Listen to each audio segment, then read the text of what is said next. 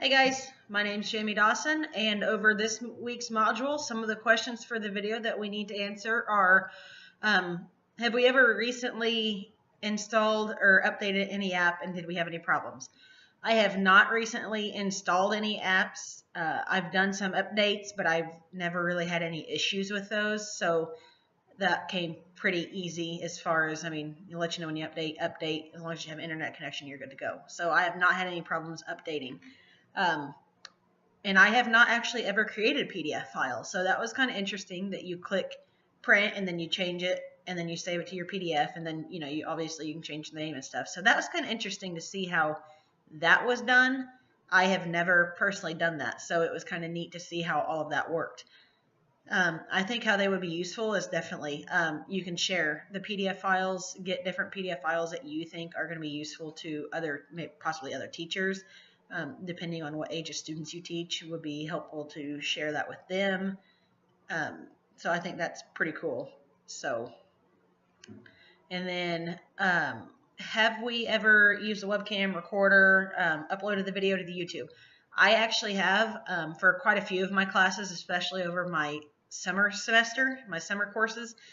Mostly all of my classes had to do with uploading a video, whether it was a Screencast-O-Matic or whether it was just like this.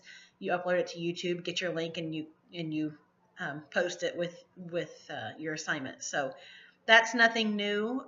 I think how they can be useful as a future teacher would be that you can say, like I mentioned earlier, it kind of depends on what age of students that you have.